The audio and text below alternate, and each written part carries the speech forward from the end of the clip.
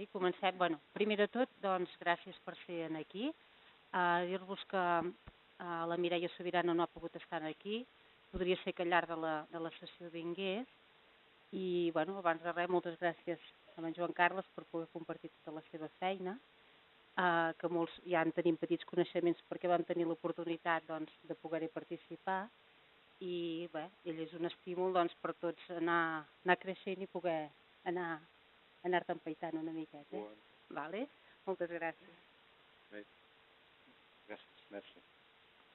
Bueno, abans que res, moltes gràcies a vosaltres, perquè realment d'alguna manera és un deute que un té, perquè sou vosaltres els que vau ser segurament els grans col·laboradors d'aquest treball i per tant diguéssim és de rebut doncs, poder explicar doncs, els resultats. Bé, tot i que, com ja coneixeu, és en el context doncs, de l'estudi d'infermeria de la comarca i està centrat en un tema bàsicament doncs, o molt docent o molt relacionat amb el que són les competències informacionals, però des d'un punt de vista doncs, d'això, de l'adquisició de competències. Per tant, clar, això és una mirada molt docent o molt acadèmica, veritat, però en un context, diguéssim, assistencial en bona part, perquè doncs, tots els que vau col·laborar doncs, són els infermers i infermeres doncs, d'aquesta comarca. Val? Llavors, una mica centrat aquí i d'entrada doncs, que valgui doncs, l'agraïment a l'avançada. No? Bé, com us deia, intentaré cenyir-me amb el temps perquè ja de no sobrepassar excessivament l'hora. Potser abans que res, dius que d'alguna manera de tesis n'hi ha de dos estils. No? Unes que es fan per compendi d'articles, no? Que un doncs, publica doncs, uns articles i llavors doncs, la tesi consisteix en, diguéssim, en això, amb la qual diguéssim, les presentacions poden ser doncs, d'un dels articles, per exemple, i per tant queda com més comprimit. No? I l'altra modalitat de presentació o d'edició d'una tesi és per el que és una monografia, és a dir, un llibre. I llavors, d'alguna manera, això, un llibre, tal qual. Bé, llavors aquest és una monografia, això vol dir que hi ha molta informació i al final de l'exposició doncs donaré la referència de si algú té interès en tenir dades concretes i informacions més detallades, doncs les tesis es publiquen amb una base de dades de text complet, que és la base de dades TDX. Bé, al final doncs, ja m'hi referiré, però en tot cas el que asseguraré és que la presentació doncs, s'ha d'escollir les coses, diguéssim, principals i per tant, diguéssim, no serà l'explicació de tota la informació, de totes les variables, de tot el que hi ha aquí dintre, perquè seria doncs, realment excessiu. No? Però bé, l'important segurament és una mica doncs, on s'emmarca aquesta tesi amb un concepte de cures de salut, principalment en un context infermer, i per altres també en un altre àmbit que és el de les TIC, que és el de les tecnologies de la informació i la comunicació, doncs que una mica és on està pivotant doncs, l'eix d'aquest treball. Bé, l'idea bàsicament surt, com us deia, una mica doncs, del fet d'estar a la docència, doncs, jo que em dedico, entre algunes de les coses, doncs, és de formar els estudiants en qüestions de metodologia de la investigació, però també en coses de cerca bibliogràfica. Bé, doncs, la idea era doncs, com fer una cosa o intentar traslladar aquesta idea perquè, en realitat, tots els professionals, tots tenim preguntes, tots teniu preguntes relacionades amb la pràctica clínica. Tothom té inquietuds, absolutament el 100% dels professionals. I llavors la qüestió està en com un es resol aquestes preguntes, no? Bé, pot un donar resposta a aquestes preguntes de moltes maneres, però n'hi ha una, diguéssim, que és aquesta, la documentació científica, els articles, les publicacions, que és, diguéssim, molt ferma. I, per tant, la que hem de tendir segurament doncs, a anar a buscar la informació, no? Les fonts, no? Bé, una mica doncs, amb aquesta idea, fent la revisió bibliogràfica, el que sortia és que sí que hi ha estratègies d'apropament del que és el coneixement cap a la pràctica, que hi ha una llarga distància, costa... Clar, si ens imaginem que cada any es publiquen de l'ordre de 30 o 35.000 revistes en salut, més la quantitat d'articles que es publiquen en cadascuna d'aquestes revistes, vol dir que en el camp només de la salut es publiquen milions d'articles cada any. Com pots estar al dia amb tanta producció com la abastes? Bé, el que sí és que s'han desenvolupat estratègies, s'han desenvolupat eines, però la veritat, totes són eines molt acadèmiques, totes són eines, diguéssim, per els doctors, els que volen fer recerca, però segurament no s'ha pensat mai en intentar crear una eina que s'acosti més a això, al respondre preguntes que siguin més de la pràctica quotidiana. Potser no tant en el sentit d'intentar arribar a fer revisions sistemàtiques per respondre no sé què del dia a dia, perquè això, diguéssim, està molt lluny, costa molt, costa trobar la informació, però sí per resoldre aquestes preguntes d'una forma, allò, acostant-nos una miqueta més, no? O sigui que la idea era, intentar acostar, intentar reduir una mica aquesta distància que hi ha des de tot el que es publica, el millor que es publica, que és el que hem de tendir a buscar, amb aquesta pràctica quotidiana. I amb això, resulta que no hi ha res, no hi havia res fet. Bé, la idea va ser, molt bé, posem mans a l'obra.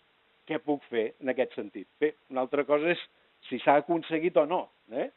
Però bé, en aquesta tesi el que es fa és això.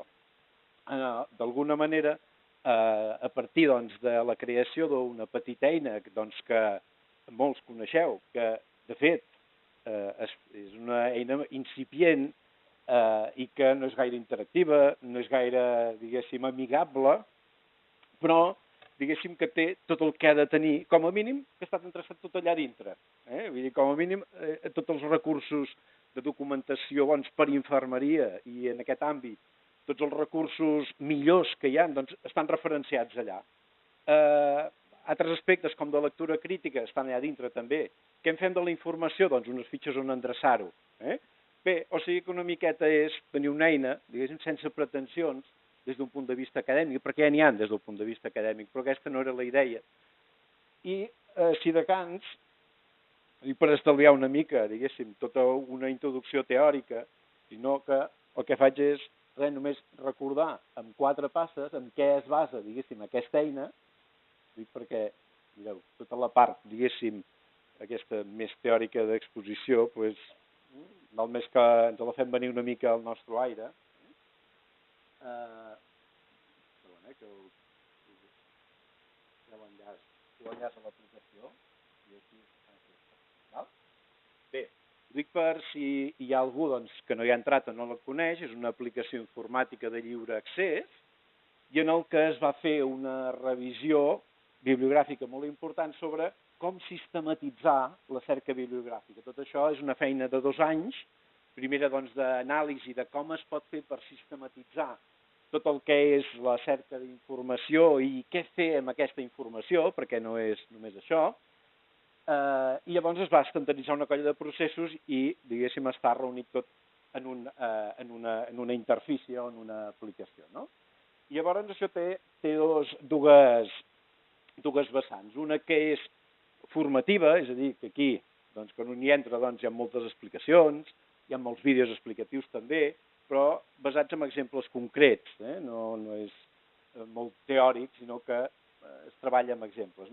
Però sí que al final es va estandarditzar una metodologia com perquè fos relativament útil. I llavors, es comença amb tot el que és la pregunta, un pot entrar aquí la seva pregunta de cerca, a continuació tot el que com s'ha de fer per construir una bona pregunta, des del punt de vista de sigui una pregunta de cara a poder donar una resposta basada en l'evidència, una pregunta que tingui unes característiques des de l'àmbit clínic, tots els operadors de com s'ha de fer, 4 cosetes de com fer les comandes de cerca, també és una cosa general, hi ha una colla de passos que una vegada, quan un hi ha entrat, llavors ja se'ls pot saltar. Hi ha tot un altre apartat que és sobre les tipologies documentals, perquè més que res a vegades, doncs, quan busquem informació, ens val molt la pena conèixer que hi ha diferents modalitats de documents i que si anem de dret a un article de revisió sistemàtica, per exemple, i trobem informació i a més és actual, doncs no cal que anem a buscar i ens perdem anar buscant petits articles. Si hi ha articles de revisió o basats en l'evidència que es diuen, per exemple, de la Joana Brix, que són articles sumament pràctics i que han estat pensats per la gent que treballa. En 2 minuts et pots llegir quines són les conclusions sobre si els nens han de dormir de panxa o han de dormir panxa en l'aire o si han de dormir de costat, per exemple, i totes les evidències buscades, etc., que tu pots llegir-t'ho en 2 minuts. Bé, doncs aquí dintre una miqueta és exposar diferents tipologies i quins llocs tenim, en infermeria sobretot, de referència a nivell mundial que són referents, diguéssim, en per aquest tipus de documents. Bé, hi ha tota una altra part que hi ha senzillament els recursos documentals reunidets allà dintre. Totes les bases de dades, quines hi ha, si són d'accés lliure doncs hi ha l'enllaç per accedir-hi, i també 4 coses sobre el nivell de dificultat i sobre quin àmbit agafen. Bé, i també hi ha una altra cosa que és, en el cas que no hi tinguem accés, com podem fer per accedir-hi. També hi ha maneres per accedir. En infermeria, per exemple, hi ha una base de dades que és la número 1, que és CINAHL, no és Medline, és CINAHL. Una base de dades que, com busquem coses d'infermeria, per exemple, busques coses d'educació per la salut dintre Medline, potser que no trobis res. Dius, no hi ha res, la bibliografia no hi ha res. No, ja, anem a on pertoca. Busques a CINAHL i sí que trobes coses d'educació per la salut, trobes coses, és a dir, molts altres conceptes que no els trobes dintre l'àmbit Medline, diguem-ho així, que és el de referència, doncs n'hi ha d'altres. Bé, doncs aleshores hi ha tots els recursos aquí dintre d'alguna manera, amb una explicació, i cadascú té un petit vídeo, on surto jo, no surt cap artista especial, sinó allò fent la cerca en directe, un exemple. Bé, és una manera, diguéssim, d'intentar acostar. També sabem que, a part, quan trobes els documents, s'ha de poder llegir des d'una perspectiva crítica, i llavors hi ha tot un apartat que ja ha reunit tot el que són o guies de lectura o guies de verificació sobre, diguéssim, el que és la lectura de documents, quines coses. Això va molt bé perquè moltes vegades, dius, no sé, hi ha congressos i estem en el comitè científic. Fantàstic, perquè allà hi ha una guia, quins són els 10 punts per avaluar els estudis descriptius o els estudis no sé quins, o qualitatius o el que sigui, no? Bé, està estandarditzat, però en tot cas està reunit aquí dintre. O sigui que la feina d'haver de pensar quina adreça em varen dir, etc., doncs està posat aquí. Bé, si algú hi entra, no en feu cas perquè hi ha algunes que s'han d'actualitzar, i de moment un dels problemes que tenim és que no es pot entrar, no puc entrar directament i actualitzar-ho, no necessites un informàtic, però això està en vies de solució, diguem-ho. Bé, i per últim, què en fas de la informació? S'ha dissenyat un sistema de fitxes. Quan tu trobes una cosa, fas una fitxa de cerca i tu guardes. Tu guardes el document, guardes un comentari, el que vulguis, i llavors hi ha unes fitxes de síntesi. Dius, si he trobat 3 o 4 documents que fan referència a això, llavors faig un document de resum de tot el que he trobat. I així d'aquesta manera, a més, llavors ho puc compartir amb altres usuaris i si som 2 o 3 que estem buscant el mateix, doncs podem compartir les cerques. I és com si tinguéssim un arxiu comú de fitxes. O sigui que no és una cosa, diguéssim, que tingui cotilles, com us deia, acadèmica, cadascú hi pot posar tant acadèmic o tampoc com vulgui, però sí que almenys és una manera que trobes una informació, pots anar guardant i et va quedant aquí dintre aquest apartat que és té. Aquesta era una mica la idea. Doncs el que es va fer, al final us diré com entrar-hi, etc. En l'apartat de metodologia, aquí es va oferir inicialment, estem parlant que això és una experiència, per tant, segurament això pot tenir interès en molts altres àmbits, però bé, per fer l'avaluació era imprescindible, almenys en aquest plantejament, estudiar només per infermeria.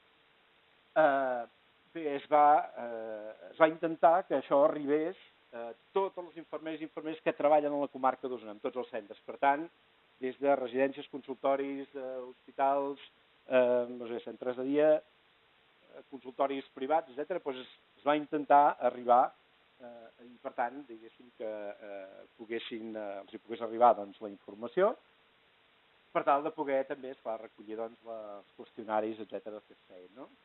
Això va durar més o menys des de setembre del 2013 fins a juny del 2014, i llavors la idea inicial era d'un disseny quasi experimental fet en dos grups, un que eren els que utilitzessin de forma espontània doncs, aquesta eina i els altres que no l'havien utilitzat, i llavors es tractava de veure el nivell de pràctica clínica basat en l'evidència, la diferència que hi havia hagut entre abans i després amb gent que havien fet cerques i gent que no havien fet cerques d'informació. Bé, diguéssim que aquesta és l'idea global. Aquí dintre hi ha moltes més particularitats, però a grans trets aquesta era la idea.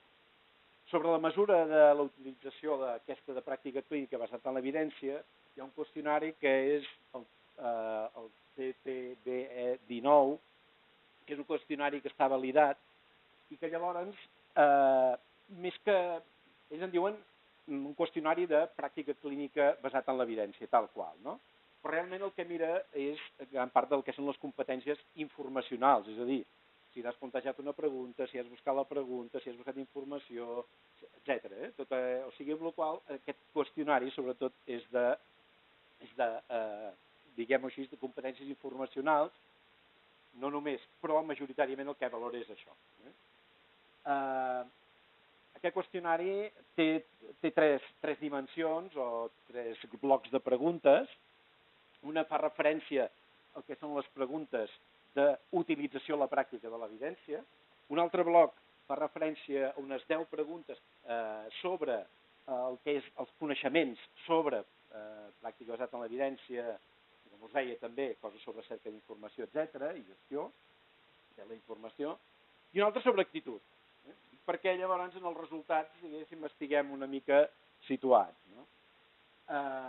Bé, doncs, a part de les variables sociodemogràfiques, es va avaluar, com us deia, aquest nivell de pràctica clínica abans i després, intentant-ho relacionar amb el nivell d'activitat que hi havia hagut en relació a les cerques d'informació utilitzant aquesta aplicació. En relació a l'utilització de l'aplicació Evicur, dintre el sistema té un comptador, diguem-ho així, dels usuaris, si hi entren molt, poc, quantes vegades entren, etc. No? I llavors, a partir d'aquí, diguéssim, hi ha uns registres codificats i a partir d'aquí doncs, s'ha pogut relacionar aquesta informació doncs, amb altres variables. Bé, resultats d'investigació i utilització a la pràctica.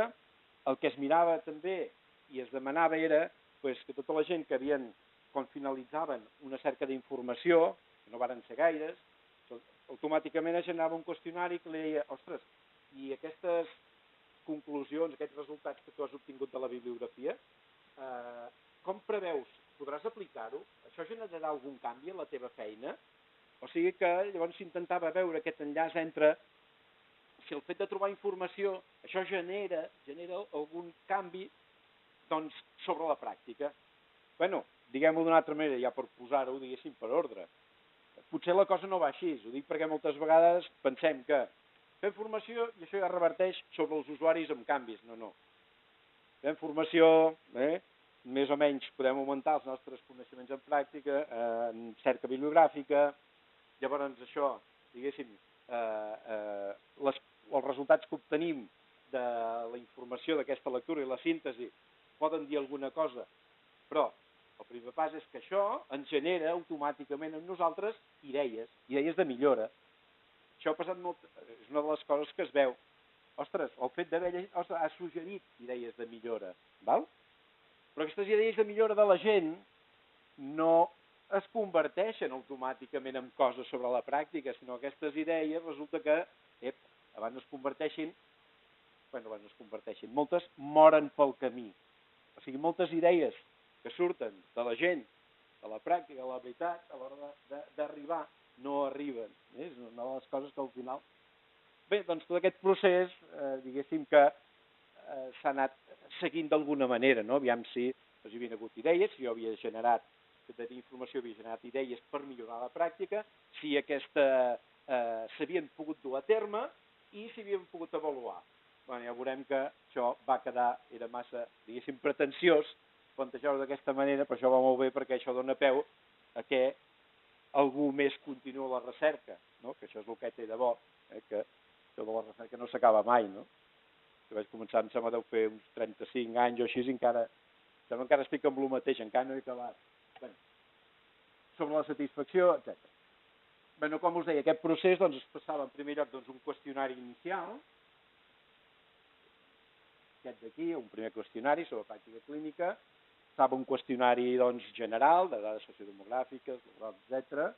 Passava un qüestionari al final de la cerca, per veure si havien obtingut informació, això havia generat idees, un qüestionari sobre si al cap de 15 dies s'havia pogut implementar o si es veia perspectives que allò avancés, un sobre com si es havia pogut avaluar, i l'altre sobre pràctica clínica final i veure aviam si això havia produït canvis. Bé, alguns dels resultats els passarem. Jo perdo l'hora, ja que veig algun rellotge per aquí. Llavors, alguns dels resultats més importants, grans trets, i llavors les conclusions. Bé, l'edat dels que havien respost, de mitjana 44,5 anys, 89,6%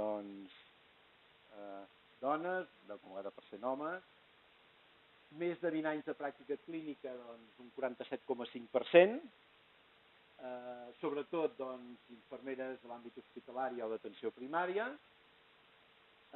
torns de treball, matí, tarda i dia repartit de tots els torns, això també va bé perquè d'alguna manera dona certa validesa en els resultats, el fet de tenir gent de tots els àmbits, totes les diferents especialitats, diferents edats, perquè si no llavors s'hi queda molt concentrat. Bé, en total van contestar 276 persones. De les especialitats veiem que de l'àmbit mèdic-quirúrgic és on van contestar més, familiar i comunitari, geriatria, serveis especials. I llavors, una cosa és que a l'hora de relacionar els resultats no mostrava diferències entre els que van fer la seva resposta en format digital, és a dir, a través de l'aplicació, que hi havia uns qüestionaris automatitzats, o bé els que van respondre en paper. Aquí s'ha de dir una cosa entremig, no? Un s'imagina que passarà una aplicació, la gent entraran, contestaran el qüestionari, si tens algun informàtic, estic tranquil, un qüestionari digital, això et soluciona la vida. I la veritat és que no. El qüestionari, diguéssim, digital el va contestar molt poca gent, per això vaig haver de fer enquestes en paper. Llavors en paper em van salvar la vida, diguem-ho així, no? I llavors algú a través del paper va entrar dintre l'aplicació. Però en tot cas, llavors, clar, què passa? Quan tu tens dues recollides de dades que són així, dius, ostres, el primer que s'ha de veure és si els dos grups són homogenis.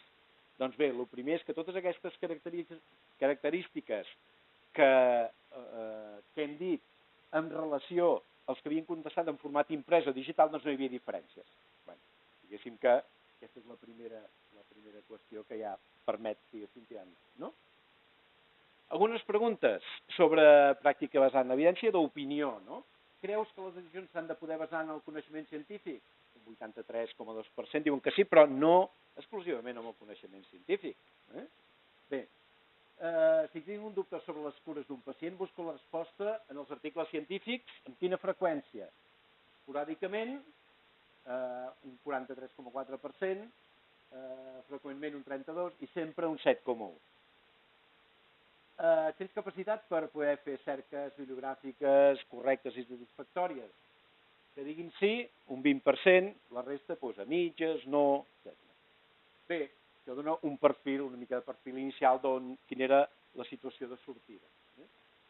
Quan busques informació, una mica per veure aviam en quin context ho fa la gent, més sembla les respostes, l'únic que la majoria de gent ho fan fora de la feina i més de la meitat a casa.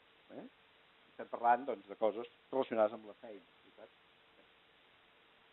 Aquí, no us espanteu, anem a resumir una miqueta això. És aquell qüestionari que us deia, el de la pràctica clínica, que té aquests 19 ítems i que estan organitzats en 3 blocs. Com us deia, Millor si mirem les mitjanes i així quedarà més acumulat tot. Veiem el següent. En el primer bloc de preguntes, que són aquestes d'aquí, aquest seria, diguéssim, les respostes en aquest qüestionari van del valor 1 fins a 7. Per tant, el 4 seria, diguéssim, al mig. Seria el punt mig. Passes del 4 vol dir que estàs per sobre, menys, tot, etc. Llavors, si agafem una mica com a referència, que el punt mig seria el 4 de les respostes, llavors veiem que hi ha una colla, diguéssim, de respostes que estan per sota, però sí que el que es destaca principalment són aquests tres. Anem a veure quins són. Els 6 primers estan relacionats amb la pràctica, que la pràctica planteges preguntes, si busques informació, etc. Tenim aquí la seva mitjana, diguéssim, de puntuació sobre 10 seria, si parléssim punts de 0 a 10, estaríem en un 5,4. Sobre actitud, 8,4, seria la mitjana d'aquests d'aquí, per tant, d'actitud, diguéssim, estem molt bé. I quant a coneixements i habilitats, doncs, seria un 5,5. O sigui que veiem que entre coneixements i pràctiques segurament hi ha certa correlació, segurament. Bé, en tot cas, és a la fotografia de partida. Vam intentar relacionar a través d'una anàlisi de components principals, més una anàlisi de clústers, de cara a veure com podíem organitzar, diguéssim, d'alguna manera, i com podíem explicar, doncs, els diferents comportaments que hi ha. Doncs bé, diguéssim, des del punt de vista inicial, doncs tenim un grup, que són els docents investigadors, que aquests van per lliure, tenen un nivell, doncs, de pràctica alt, etc. Aquests ens n'oblidarem, aquí ja no ens interessen, perdó, però, diguéssim, ens interessava més, doncs, l'altre grup de gent, diguem així. Bé, més assistencials, diguem així. Bé, doncs, dels assistencials tenim que va quedar com aglomerat amb 5 conceptes, o amb 5 blocs. Un seria gent amb un nivell mitjà, diplomat, màster, responsables, hospital, més anys d'experiència i tal, que li vaig posar el nom de gestió hospitalària amb experiència, és un bloc, estaria format per aquest bloc de professionals. Un altre, que és el d'assistencial qualificat, o sigui que no són caps, però tenen un bon nivell de formació i el seu nivell de pràctica també és mitjà, diguem-ho així. Llavors tenim els assistencials hospitalaris digitals, que són els que van contestar via, diguéssim, telemàtica o via a través d'internet, que llavors el seu nivell més baix, nivell assistencial, diplomat, etc. I llavors hi ha els que van contestar a paper, diguéssim, que també serien aquests aquí, assistencial hospitalari no digital, i llavors hi ha els d'atenció primària. Bé, més o menys va quedar organitzat d'aquesta manera. Clar, el que si ens mirem d'alguna manera aquest mapa, aquest planell o aquestes característiques, clar, segurament si pensem en quan, no sé, organitzar certes activitats, organitzar fer docència, alguna cosa, ostres, potser val la pena de tenir en compte de quines característiques estem partint, perquè anant bé no és el mateix tenir un grup de no digital. Tots són gent molt interessats en el tema, tots consideren que això és importantíssim, etc. Però segurament que no és el mateix, doncs, diguéssim, treballar amb aquesta gent, que són els no digitals, entre cometes, que treballar amb gent que són digitals, ja m'enteneu, no?, quan dic això. Bé, aleshores, doncs bé, és una caracterització, doncs, del planell, diguéssim, de diferents situacions, no? Anem a veure si van utilitzar o no l'EBI-CUR, doncs, bueno, aquí és la curva que van anar, en què es va anar fent alta usuaris, va anar creixent durant els 6 mesos que va durar, i llavors hi havia diferents nivells d'utilització, doncs, de l'aplicació. Hi havia que només va entrar dintre l'aplicació, que serien els no usuaris, és a dir, van entrar dintre l'aplicació, van contestar el qüestionari, però no van entrar a veure, aviam, què feia aquest programa, ni per què servia, no van entrar-hi. D'altres van fer això, i van entrar, van explorar. Què hem d'acabar això? Ja si m'interessa, si no, etc. Si tenim un 39%. D'altres van formular una pregunta. Ostres, a mi m'interessa això. van formular una pregunta. Per tant, van fer un pas més dintre la utilització de l'aplicació. D'altres, a més, van buscar informació. Un 20%. Estem acumulant, diguéssim, processos aquí. I que acabessin una cerca, diguéssim, fent fitxes de cerca, fent un resum i una síntesi final, tenim un 3,7%. Bueno, diguéssim que aquí, doncs, ja, clar, això només pensem que són 6 mesos, però si hagués sigut més temps, potser hi hauria hagut més, no?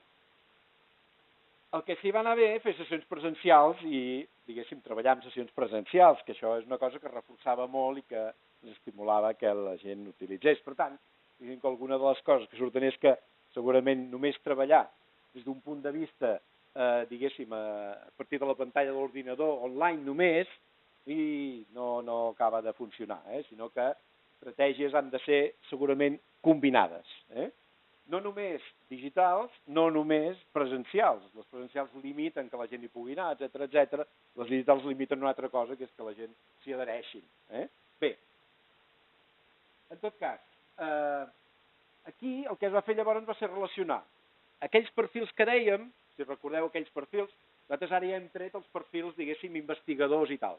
Van per un altre costat, diguéssim, aquests, els perfils acadèmics i tal, investigadors, una altra banda. Però llavors aquí tenim, diguéssim, els perfils més assistencials, aquests que dèiem, doncs, de gestió hospitalària, assistencial qualificat, atenció primària, i aquí, si ens fixem en aquesta verda, són els que no s'han donat d'alta. Per tant, aquí tenim els diferents clústers en relació a com han utilitzat l'aplicació. Bé, evidentment, l'assistencial no digital no l'ha utilitzat en absolut, evidentment, ja. Aquestes coses van bé per confirmar que les dades són correctes, no? Però sí que, diguéssim, si hi ha alguna cosa a destacar, segurament destacaria que el que més ha utilitzat l'aplicació és aquell grup que dèiem d'assistencial hospital digital, aquell que dèiem que té un nivell més baix, de nivell de cerca bibliogràfica, que només són diplomats, i que són els que més feina i que més han utilitzat aquesta aplicació. Bé, anem a veure també doncs, que totes aquestes... Hi havia tota una colla d'ajudes a veure com s'han utilitzat les TIC. Hi havia possibilitat de fer preguntes a través del blog. Hi ha un blog que sempre ha anat informant del que s'ha fet, que hi havia coses de certificats, també informat de si algú no l'havia rebut, que m'ho diguessin, però no sé si miren el blog o no, però en tot cas, si algú no ha rebut algun dels certificats que, per haver utilitzat, etc., doncs en tot cas està allà dit, no que m'ho digui. Bé, vídeos. Se n'han visualitzat un 25%, hi ha 46 vídeos allà, d'ajudes. Aquí si mirem aquesta... Aquí, veiem el següent. Durada del vídeo amb el temps de visualització. Més o menys, si veiem la R, surt 0,627, és significativa. Això el que ens indica és que, d'alguna manera ens diu que com més llarga és la durada del vídeo, més estona es visualitza. És a dir, tradueixo, diguéssim, el que diu això. Si un vídeo en si que t'explica no sé què dura 10 minuts, la gent se l'ha mirat 2. Si aquell vídeo en dura 20, la gent se l'ha mirat 3 minuts. Val? Bé, o sigui que s'hagin vist, diguéssim, completament... La gent mira un trosset, per tant, això també són coses que un ha d'anar aprenent en relació a la confecció d'ajudes, com, etc. Bé, també hi havia tema de Facebook, doncs, que es va intentar utilitzar la xarxa doncs, per aviam si hi havia preguntes i coses, doncs un 6,4% del Facebook, per correu electrònic temps de consultes, i per videoconferència, que també dintre del blog hi havia una aplicació que podien fer preguntes, ningú. Bé, ajudes presencials, en canvi, o sigui, és a dir, es van fer 4 o 6 seminaris, allò presencials, amb una aula d'ordinadors, etc. Doncs llavors van venir 43. Allò que us deia, a través dels sistemes presencials i tal, doncs segurament bé. Bé, pel que estem, per aquest tema almenys, veritat. Bé, bàsicament el demanar les raons de no alta, amb el qüestionari, doncs bàsicament era, la gent et deia, doncs, ja m'interessa, però, bueno, d'un moment no em feia falta, però ja hi entraré, no ho veig pas malament. Bàsicament el que acabaven dient era això, no? I llavors l'altra pregunta era si has utilitzat Epicur en relació a si tens intenció de continuar utilitzant o si no t'interessa. I llavors aquí tenim les respostes dels que l'han utilitzat i que un 2,1% deien no m'interessa continuar-lo utilitzant, però el 97,9% deien sí que sembla interessant i no descarto pas de poder-lo utilitzar. I entre els que no havien utilitzat Epicur, llavors també se'ls donava el mateix i un 22,2% en què no l'utilitzarien i en canvi, curiosament, quasi un 78% deien que sí. Jo no els feia l'entrevista, ho dic perquè també aquestes coses, dius, home, és que podrien quedar molt bé amb tu. I llavors la gent, a vegades no, senzillament era anònima i per tant ningú sabia què contestar. Qui contestava el què, evidentment, tal com ha dit. Bé, això sempre dona certes perspectives de dir, t'apleguem la paradeta, ja no cal que el desenvolupem, o, en tot cas, continuem millorant, que hi ha moltes coses per millorar i anar-lo perfeccionant. Bé, anem al final de la pel·lícula. Tornem a avaluar la pràctica clínica en funció de si l'han utilitzat o no i si això ha produït variacions en aquest nivell de pràctica. Bé, el total de respostes inicials van ser 276. Sobre el qüestionari final van contestar-ho 80. D'aquests 80 que es van poder relacionar les respostes amb la primera, perquè, esclar, era imprescindible poder veure quina diferència hi havia hagut entre inici i final, i llavors, realment va ser 48 els qüestionaris que es va poder avaluar abans i després. Haig de dir que l'anàlisi es va fer de dues maneres. Es va fer agafant, com si féssim un transversal a l'inici, agafant totes les respostes d'aquestes 80 del final i comparant, com si féssim una anàlisi de dades de grups independents, i es va fer l'anàlisi agafant només aquests 48 avaluant abans i després. No hi va haver diferències. T'aporta molta més informació fent una anàlisi de dades aparellades, que és a dir, tu saps quina informació tens inicial en relació a quina informació tens al final i llavors pots veure quin és el diferencial de cada individu. És molt més potent això i molt més clar. Al final es va agafar els que tenim que eren 48, aquests 48. Sobre la diferència de puntuació, clar, les puntuacions, comparant inici i final, veiem el següent. La mateixa puntuació, aproximadament la mateixa, que és aquí on hi ha el 0, la diferència entre inici i final és 0, en tots aquests d'aquí pràcticament podríem agafar. Aquests d'aquí ja són diferències, és a dir, que el segon qüestionari va obtenir moltes millors puntuacions, i aquests d'aquí, que el qüestionari va obtenir pitjors puntuacions que l'inici. Dius, home, és possible que algú desaprengui? Home, segurament no. I llavors això, cadascú que es plantegi coses, però el que va semblar més raonable en analitzar o en fer noves hipòtesis sobre per què algú puntuava menys, és perquè molt probablement després del primer qüestionari, després d'haver entrat en matèria, dius, ostres, et canvien els conceptes, que allò que t'imaginaves és una altra cosa. Doncs això segurament és el que passa, no? Bé, almenys sembla el més raonable dintre de totes les opcions que es van anar. Bé, no entrem en gaire més detall, però d'alguna manera, i passo a les conclusions perquè és qüestió d'anar acabant. 10 minuts? Anem bé? Doncs si anem bé per les conclusions.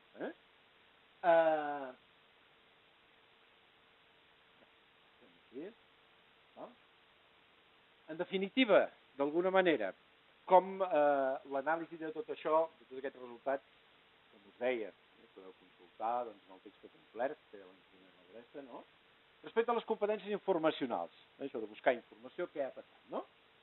Els resultats mostren, en general, molt bona elevada puntuació en quant a actituds i coneixements, ja ho vèiem, per tant, la predisposició, la necessitat, les ganes de, la necessitat de, tot això, es veu que és necessari, però el que fa referència als coneixements i pràctica, continua sent, diguéssim, és baix en aquest sentit, no? Aquests resultats són exactament iguals que estudis fets arreu del món, diguem-ho així. no n'hi ha molts, però tots els que hi ha, tant siguin fets en un lloc com en un altre, tots indiquen pràcticament el mateix. L'única diferència que hi ha és que amb alguns ja han començat a fer coses des de fa anys a nivell global, inclús polítiques a nivell nacional en aquest sentit, com el programa Tiger, que algú d'aquí a la sala coneix perfectament. Competències informàtiques també en parlarem perquè, esclar, resulta que alguna de les coses que són importants és que partim que la gent pot utilitzar sistemes digitals i tal, però és que el que no pensem és que moltes vegades potser es vol ensenyar coses sobre buscar documentació, però ningú ha ensenyat coses com, per exemple, copiar arxius, obrir finestres, tancar finestres, coses d'aquestes que es diuen són les competències informàtiques. Val? Després ho deia que hi ha països que això ja ho han entrat, o sigui, programes d'infermeria, com aquest, el programa Tiger, no?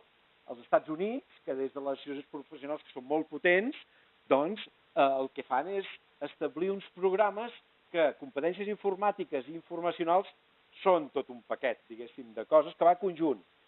Per tant, diguéssim, potser hauríem de pensar-ho, també. Segurament, diguéssim, ho donem per suposat que tothom sap fer servir l'ordinador, però moltes vegades l'ordinador pot ser la substitució d'un paper. Mira, avui tens un paper, demà el mateix és que usa una pantalla, però ningú... O sigui, amb la qual que no és... segurament potser la suposició va més lluny, no? Bé, per un costat, doncs, això. Sobre el baix nivell d'utilització de les TIC, com us deia, segurament es veu que l'ús de les TIC en el sector que hem estudiat és baix en aquest sentit, és baixet, i per tant, el que us comentava segurament seria interessant potser, i algunes de les raons potser, per allò que us deia, que pot haver contestat poca gent, a vegades costa, fa mandra, no?, entrar a l'ordinador i tal. Cada cop menys, això va molt de pressa. Bueno, estem parlant que això ja fa molt temps, és a dir, 2 anys. Qüestions digitals, 2 anys és molt, segurament ara això ja estaria molt més endavant, seguríssim. Però bé, aleshores, el que us deia que està relacionat, diguéssim, amb les competències informàtiques. Per tant, qüestió de pensar-hi també, no? No s'aprecien diferències rellevants entre els que han rebut formació i els que no, en quant al que aquest fet està corroborat per diversos autors. Diguéssim, per una banda, els que han rebut formació en referències que tenen més nivell acadèmic, en el sentit aquest, de veure si han incrementat el seu nivell de pràctica. Aquest fet està corroborat per diversos autors. Per altra banda, sabem que la formació universitària és la que determina la utilització posterior a la pràctica. Què és el que cal? Segurament incorporar totes les competències informàtiques i informacionals en els currículums, cosa que ja s'està fent. Per tant, segurament, els que surten ara ja surten amb més competències en aquest sentit. Però des del punt de vista, els que em pertoquen, des del punt de vista més acadèmic i de la formació, diguéssim que és la responsabilitat de preparar la gent i, per tant, incorporar-ho en aquest sentit, que a la pràctica això pugui ser utilitzat i tingui una utilitat. Implicacions per a la pràctica? Podem millorar la pràctica basada en l'evidència incrementant les competències informacionals. Com hem dit abans, una cosa... és un concepte molt ampli, aquest de pràctica basada en l'evidència. Però això comença per un... O sigui, un dels factors que pot modificar l'increment en la utilització de la pràctica basada en l'evidència en la pràctica clínica, és el fet que els professionals siguin més competents informacionalment. Però no és l'únic. És una petita peça, això. És una petita peça. És només un granet de sorra. Això ho facilita. I, evidentment, l'objectiu quin era? Home, si tu tens un dubte, tenir com a mínim un recurs per anar a buscar i que no et diguin vés a buscar allà dintre o utilitza o posa't a fer funcionar aquests gestors bibliogràfics, ProSite o no sé. Escolta'm, això, doncs què? Deixem-ho per un altre dia, no?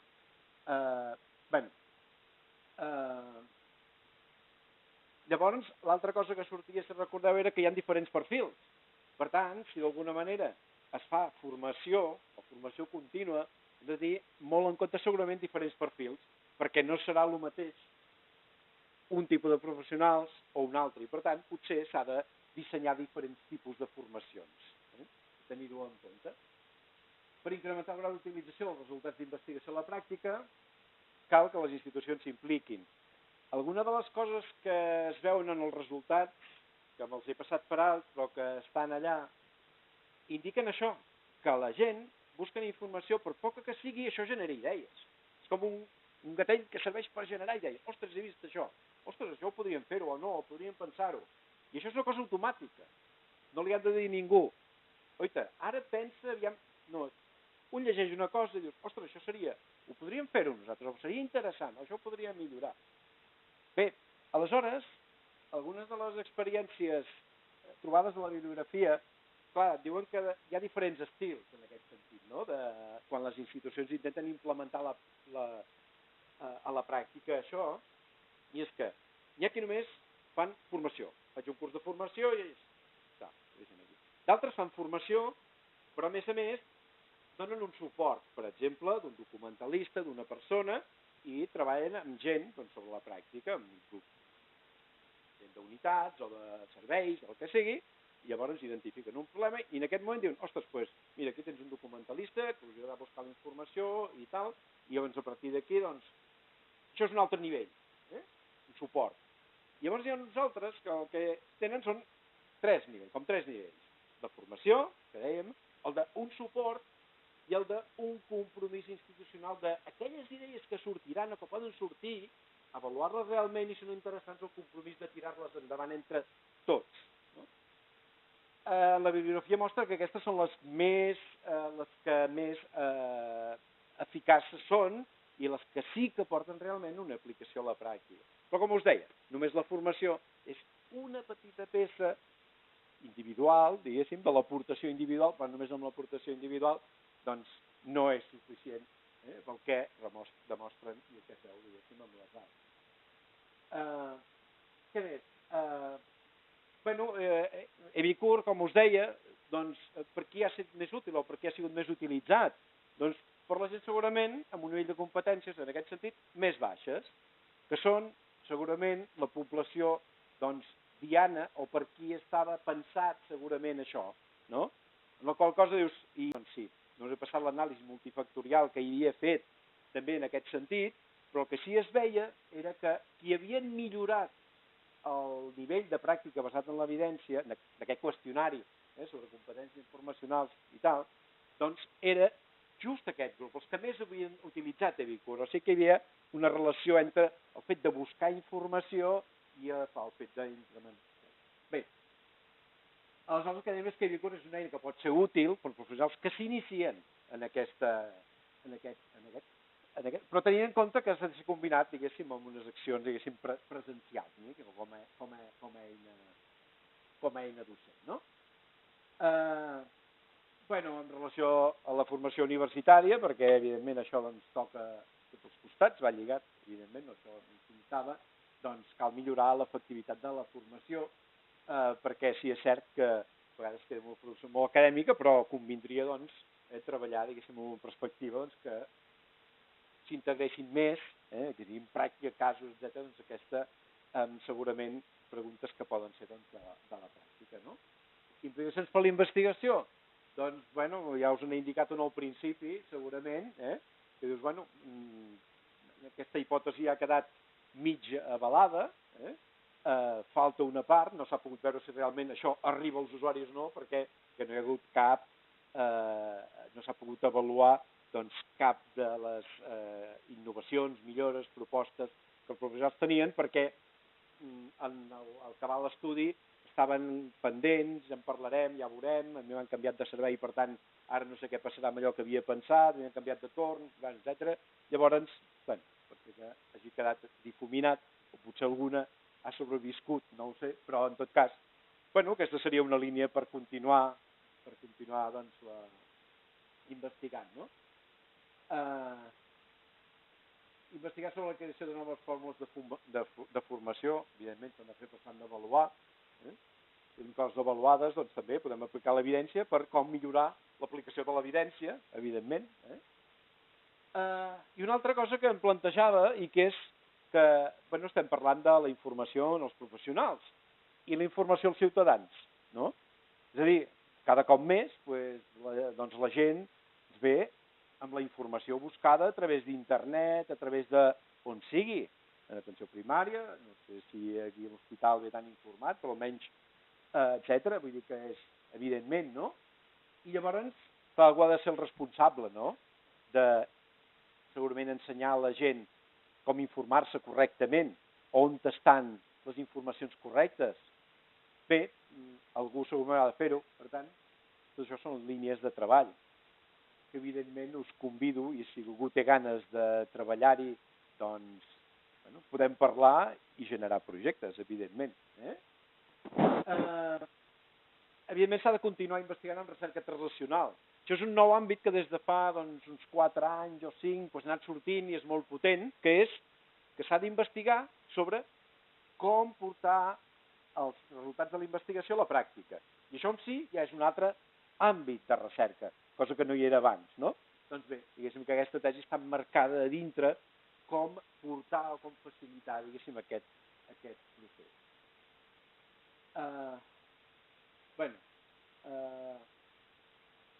En relació a la hipòtesi, les altres coses estan totes dites, però en relació a la hipòtesi plantejada, doncs podem dir que Epicur és una eina efectiva en formació contínua que millora les competències informacionals, professionals d'infermeria, hem vist que tenen o parteixen d'un nivell inicial, incrementen el seu nivell de pràctica basada en l'evidència, en aquest sentit. En conseqüència, aquesta obtenció dels resultats, és a dir, aquestes informacions sobre la pràctica, aquest coneixement estimula la creació d'idees, de millores i, per què no, de qüestions innovadores sobre la pràctica.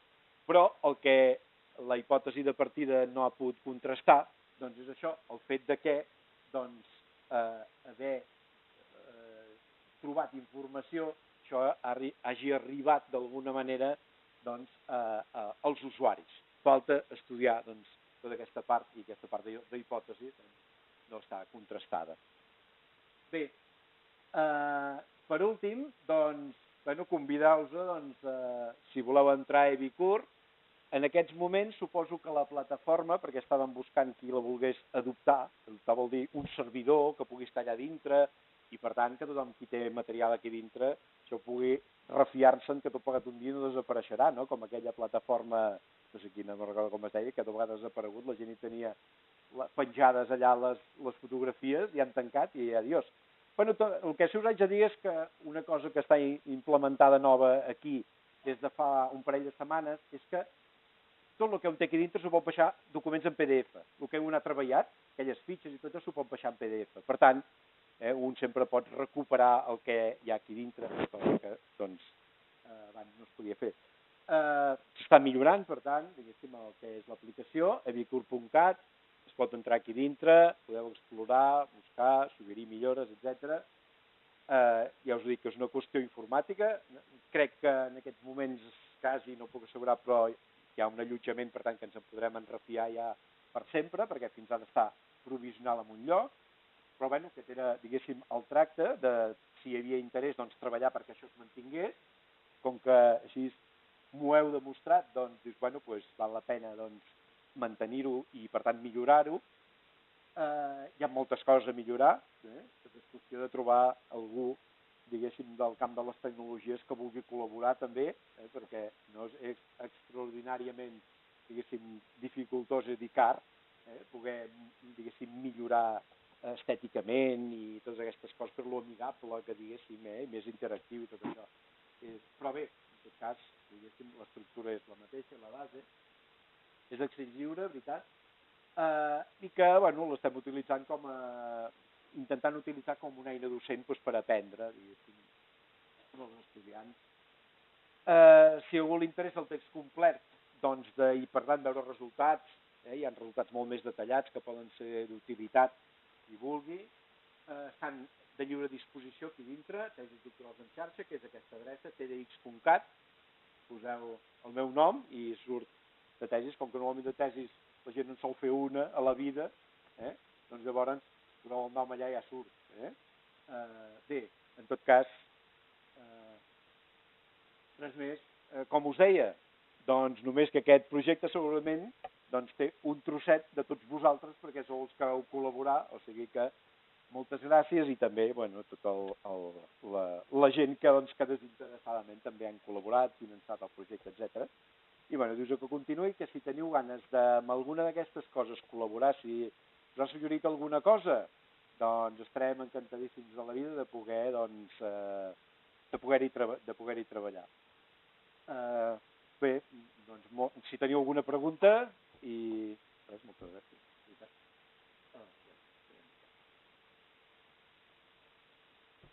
Voleu demanar alguna cosa?